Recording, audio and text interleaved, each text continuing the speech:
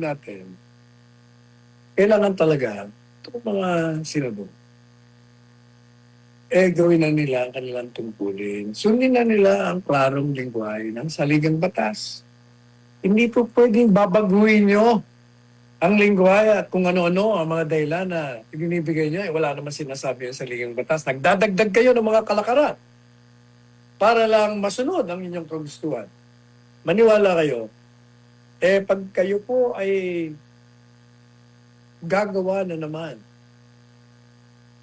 ng mga kilos na nagpapakita na kayo ay partidista o loyal kayo sa inyong mga kinabibilangang partido o ng palasyo o kung sino pa man at hindi yung mga sarili niyong pag-iisip, maniwala kayo. Pag tinuloy niyo ang paglabag sa saligang batas para lang matanggal ninyo sa Panguluhan sa 2028 itong si Inday Sara, maniwala kayo. Kayo po ay agusin ng isang malaking bahan ng diskontento at pagagalit ng taong bayan. Hindi lamang kayo mga senador. Lahat ng mga may hawak ng kapangyarihan madadamay. Dahil ang taong bayan ay galit na at gusto nilang bigyan ng parusa ang mga taong ito. Sapagkat alam po niyo ang taong bayan, meron mga pagkakataon na tinotolerate nila yung kabubuhan o kagaguhan ng mga nasa kapangyarihan. Pero meron din ng hangganan. There is a limit to the patience of the Filipino people. There is a limit to their tolerance of idiocy. So please spare them.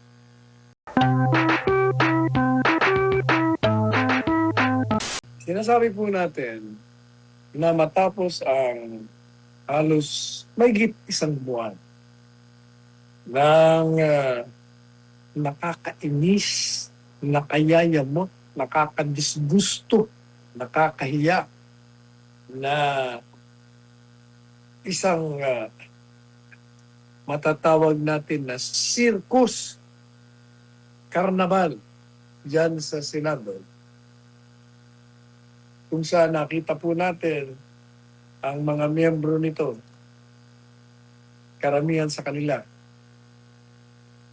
nagbigay ng kanya-kanyang mga pahayag na nagpapakita ng walang kaalaman sa parliamentary procedure, walang kaalaman sa mismong regla ng kanilang Senado, walang kaalaman sa saligang batas, at ng pag-aaway nila, pag-aakusa sa isa't isa,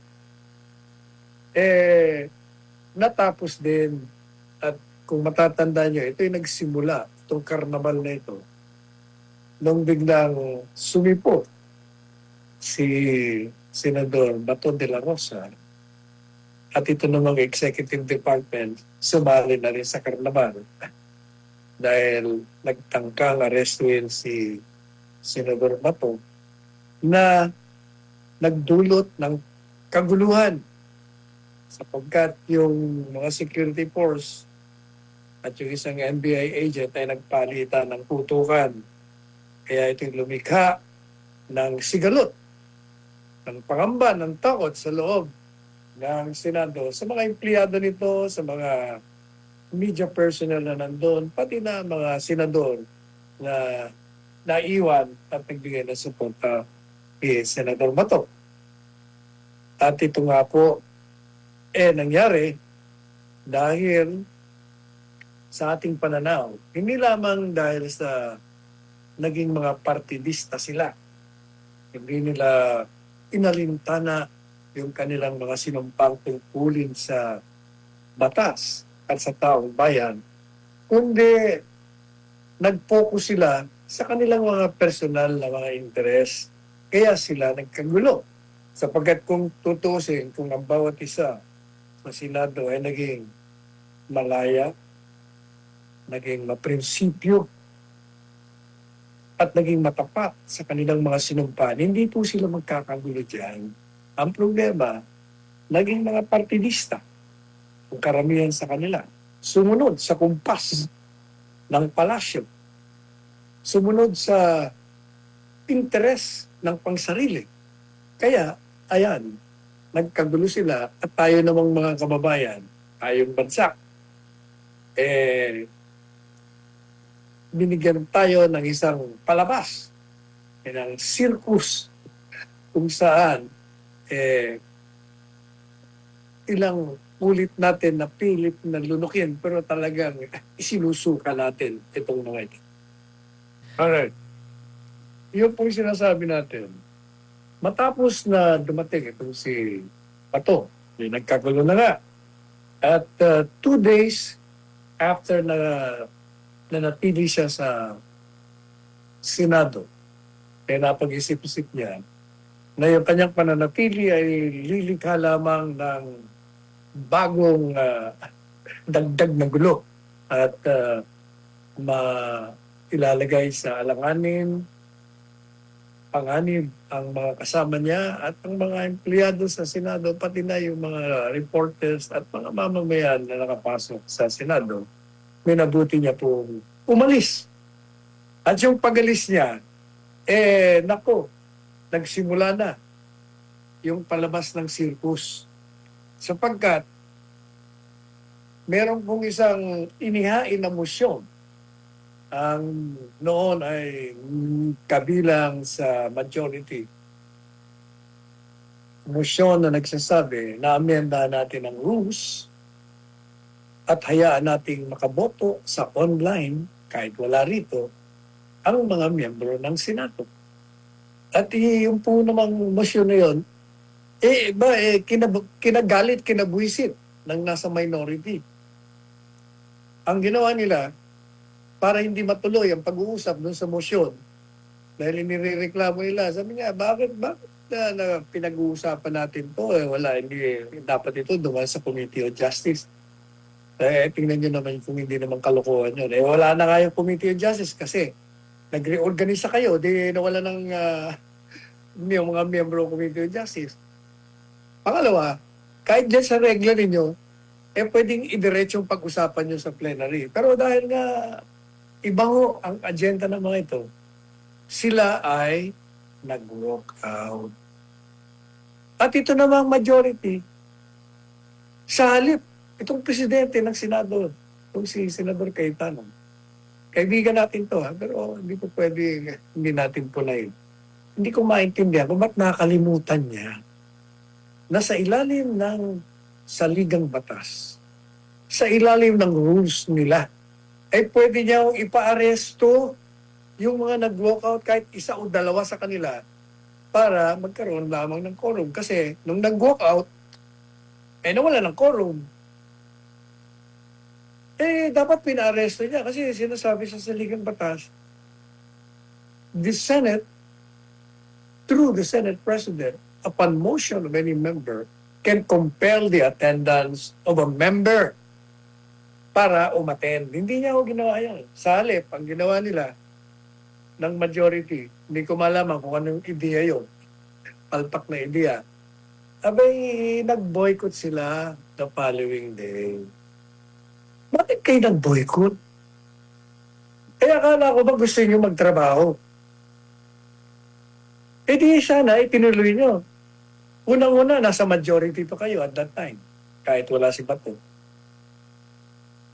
Bakit nag-boycott kayo? Yung maling walkout, sinagot nyo ng mali rin na boycott.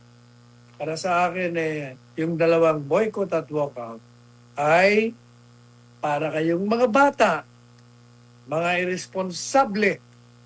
Iyon ay paglabag sa sinumpaan nyong tungkulin na kayo ay magtrabaho bilang mga senador at asikasuhin nyo ang mga panukalang batas na makatutugon sa pangangailangan ng bayan. Hindi nyo ginawa ng 2 araw.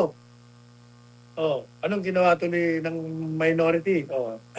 Nakakita sila ng puwang. At nagkaroon sila ng halalan. Ang ginawa nila, binago nila yung quorum. Ginawa nila majority of 12 na lang.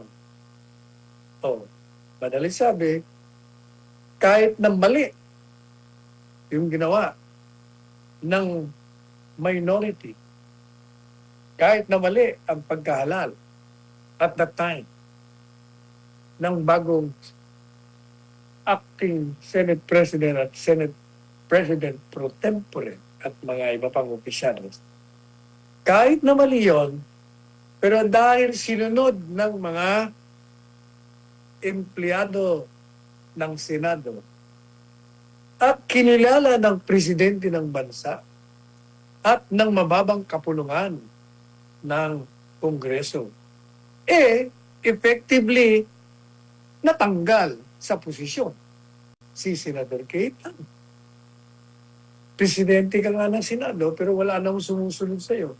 O ano nangyari? Nagkaroon tayo ng 2 Blue Ribbon Committee na tumawag ng hearing. Yung isa naman, tumatawag din ng hearing. At nagkaroon ng posibilidad na magkaroon tayo ng 2 Senado at 2 impeachment court. Dahil nagkakagulo na nga sila, nag-aaway-aaway na sila. Hindi mo na malaman kung anong gagawin ng bawat isa sa kanila. Kundi magbangayan. Madalit sabi, sa halip, itong grupo ni Cayetano ay tumakbo sa Korte Suprema sapagkat Korte Suprema lang makakapagsabi kung legal ba ang ginawa ng Gatchalian Group o hindi. Hindi, pinabayaan lang nila. Pinabayaan. At naunahan pa sila ng isang pribadong mamamayan na maghain ng petition for certiorari sa Korte Suprema. Ang problema, hindi naman ho siya ang dapat na maghain ito sapagkat wala siyang legal standing. Wala ho siyang mararanasang danyos sa nagaganap na away sapagkat hindi naman siya senador. Kasi dapat ang nag-file ng kaso, whether po warrant o sa party ni Cayetano sapagkat effectively, as I said, natanggal siya bilang Senate President. O kaya naman, yung mga senador, kung file ng certiorari, well, apektado sila. Dahil hindi na nga malaman kung sino. Pero hindi yun nila ginawa yun. Ginawa lang nila yon the day before na nagkaroon ng 13 boto sa pamamagitan naman ng isang kakampi ng majority na pumunta sa kabila. At tama man o mali, ano man ang magandang layunin nitong senador na si Joel Villanueva sa kanyang puso, kahit na anong noble o noble na intention na sinasabi niya, gusto ko lang magtrabaho.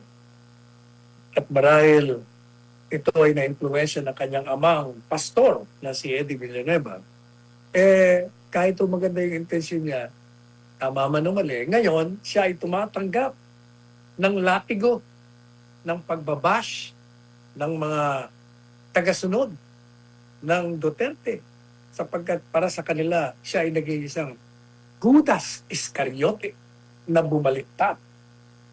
Pero ganun pa man, yun ang pagboto niya, nahinto ang karnabal. Nagkaroon ng bagong sitwasyon. Hindi na sila nag-aaway ngayon kung sino ang Senate President. Napalitan na yan. Dahil sinunod na nila ang saligang batas. Pero kahit na nga ho, yung contentious issue on the Senate presidency has been laid to rest, meron pa rin nung namumuog. There is a looming constitutional issue. Ano naman yun? Pinag-uusapan naman nila ngayon, magkakagulo na naman sila. Yung sa impeachment trial. Kasi sa saligang batas, kailangan naman ng 16 na boto. Ngayon, itong prosecution, sinasabi nila na hindi na 16 dahil wala yung senador. Yung isa nawawala, missing in action. Yung isa naman nakakulong. Kaya 22 na lang ang mga senador. Hindi na 24. Kaya pwede nang ibaba ang 16. Gusto na nilang gawing either 17 or 14 o 12 ang conviction number. Yan na naman ngayon ang problema.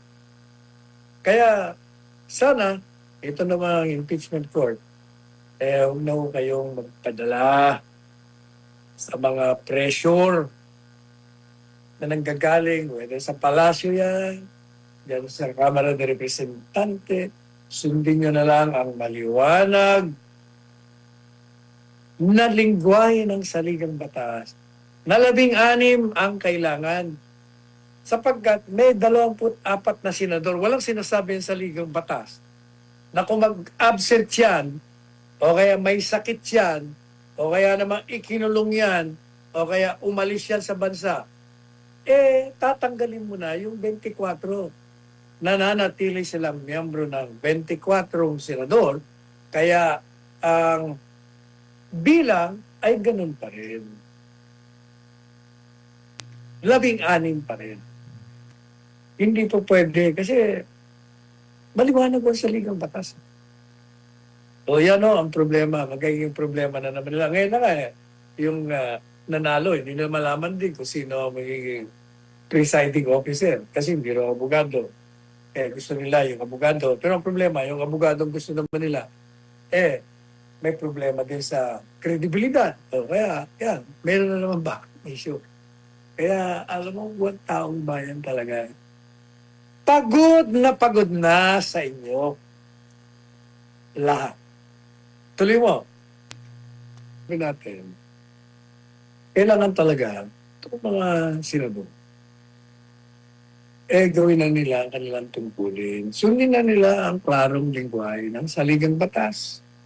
Hindi po pwedeng babaguhin nyo ang lingwahe at kung ano-ano ang mga dahilan na ibinibigay nyo, wala naman sinasabi ang saligang batas. Nagdadagdag kayo ng mga kalakaran para lang masunod ang inyong kagustuhan. Maniwala kayo, pag kayo po ay gagawa na naman ng mga kilos na nagpapakita na kayo ay partidista o loyal kayo sa inyong mga kinabibilangang partido o ng palasyo o kung sino pa man at hindi yung mga sarili niyong pag-iisip, maniwala kayo. Pag tinuloy nyo ang paglabag sa saligang batas para lang matanggal ninyo sa Panguluhan sa 2028 itong si Inday Sara, maniwala kayo. Kayo po ay agusin ng isang malaking bahan ng diskontento at pagagalit ng taong bayan. Hindi lamang kayo mga senador.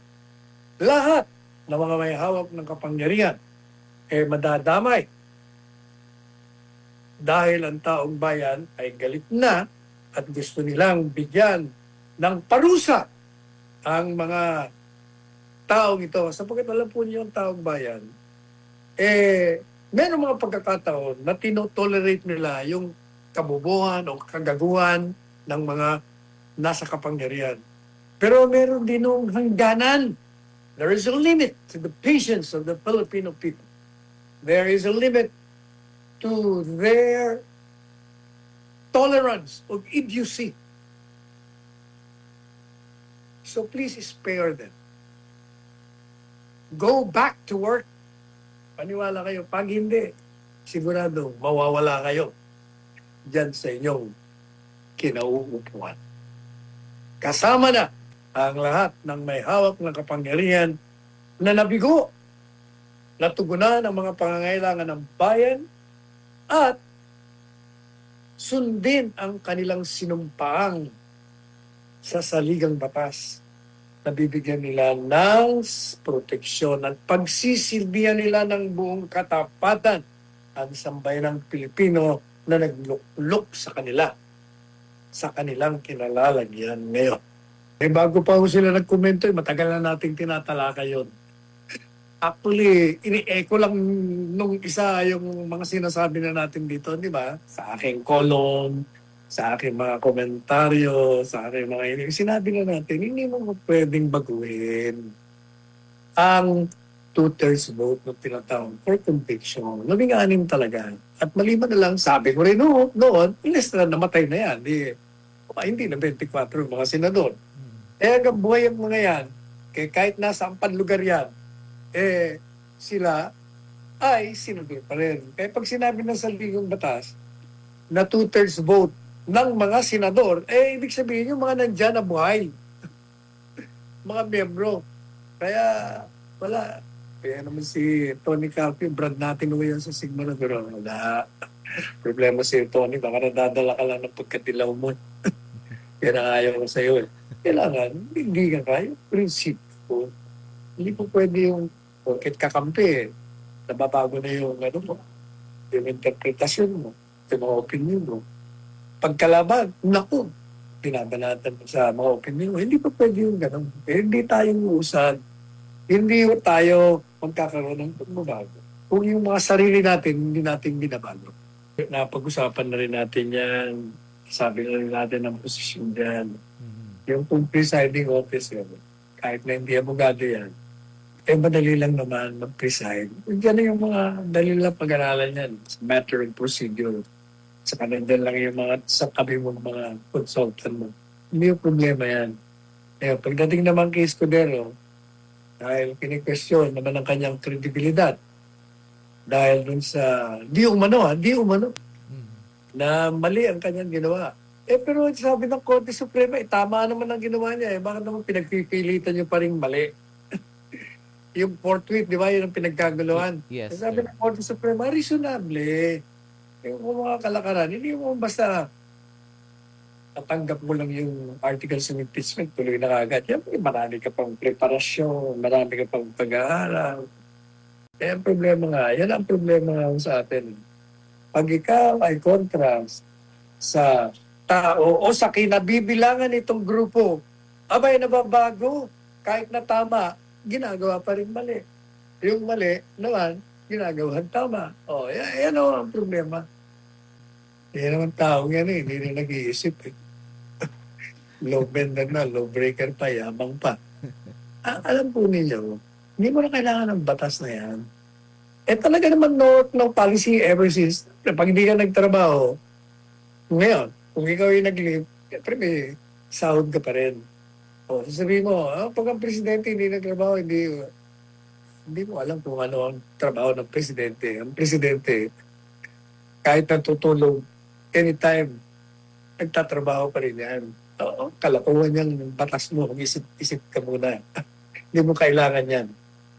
Sinabi na natin yan. Hindi nga nagpapakita, pero ginagawa niya yung trabaho niya. Yung staff, ginagtatrabaho. Merong mga ginawang mga panukalang batas, tinatrabaho. Bakit hindi kailangan magsweldo?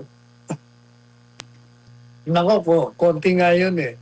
Alam mo, yung naniniwalang okay ang ginagawa ng administrasyon, yung mga nakikinabang, yung mga pusakal na kakampihan. Pero ang karami, kita mo, may negative 16 nga 13, negative 13 ba? Negative yes, 13. Biro mo yun. Talagang ito ay isang sampal para magising na sa katotohanan yung mga nasa Malacanang na talagang bigo ang kanilang pamamahala. Wala nang makakabago doon. Talagang pabagsak ng pabagsak yan. Magiging zero na yan. Zero, negative pa. Wala, kahit na zero ang imitasyon. Siyempre, palagi may pera ang gobyerno dahil magbabayad ng buwis. Ang magagawa niyo, mag-organisa kayo dyan sa lugar ng inyong mga kinalalagyan, ng mga protest groups, kumari kayo ng mga mapayapang protesta, tawagin niyo yung mga kamag-anak niyo rito, mga kaibigan, na lumabas sa kalye at manindigan, magpayag ng kanilang damdaming nagpuprotesta sa mga kabalbalan, kawalangian, pagnanakaw, at ng kabiguan ng pagsisilbi sa taong bayan. At lumabas na sa kalye. Ayan. Nang mapayapa. Ayan. Ito naman po from Remitter Teresa. Malapit na ang 2028, konting tiyaga na lang. Laban lang tayo kung ano pamamalakad ng gobyerno, konting tiis pa. Ayan. Well, dati na tayo nagtitiis. Ayan, hintay na lang daw ng 2028, Attorney Sal. Ito naman from Glenda Balagan. Tama kayo, Attorney Panelo, si Lacson gusto madaliin ang impeachment ni Vice President Sara Duterte kasi natatakot na sila lalo yung tumanggap ng mali-maletang pera. Kaya pinagtatakpan yung mga tinuturo Mm. at hindi tinatawag yung dapat na nagtistigo. Hindi pa man nagtitistigo. Hindi ka paniwala. Sus Maria Jose.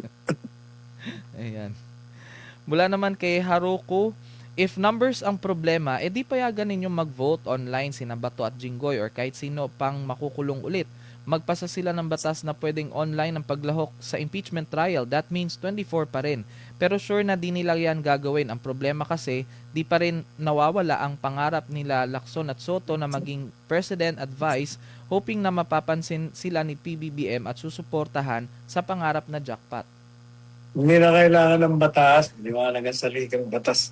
24 senador ka pa rin. Hanggat lang namatay ka, nag-resign ka. Ayan. Kaya kasama sa bilang, palagi kasama ka sa bilang. Ayan po. At ito pa, may isa pa mensahe mula kay Josephine Abelong. Gagawin talaga ng admin na maipapadala sa The Hague para mabawasan ng number ng senador at makonvict si VP. Tingnan nyo si Luistro kung makapagbigay ng statement. Sure na 12 o 13 lang ang need to convict VP. That is their plan talaga from the beginning. Niwala kayo dyan kay Luistro. Palagi naman palpa kasi sabi niya, huwag niyo nang bigyan ng kasi na importansya yan. Tuwan-tuwa lang yan. Ayun, Attorney Sal. Samantala, babatiin lang din natin, Attorney Sal, yung mga nanonood sa atin ngayon sa kanila mga, kung nasan man sila ngayon na panig ng mundo. Good morning, Attorney Panelo at Sir Carlo, watching from Oregon, USA, si Nep Drox, si Rosalinda Tandok naman, Kels Raquel, may pabati siya sa iyo, Attorney Sal. Good morning, Attorney Sal Panelo, and belated Happy Father's Day po. Ayan. Thank you sa mga bumati ng Happy Father's Day at binati rin natin yung mga kaibigan nating ama, pati na yung hindi natin kilala. Alam nyo, yung ama ang haligi ng tahanan. Kaya huwag niyong kalilimutan yung mga anak. Kahit na sama ng loob ninyo sa inyong magulang, sa inyong tatay, nanay, wala dito sa balat ng lupa ang pwede niyong gawin upang mabayaran ninyo ang ginawa nila mula kayo ng sanggol, inalagaan kayo, nilamo kayo kayong padapuan, pinalaki kayo, talagang binigay ang kanilang sakripisyo. Kaya sila ang dapat nating hanggang sila'y nabubuhay, alagaan natin, pakita natin ang ating pagmamahal. Otherwise, pag nawala na sila, meron kayong regret, puro kayong pagsisisi, pero huli na ang pagsisisi. Mahalin nyo habang buhay pa ang inyong mga magulang, ang mga ama at ang mga ina.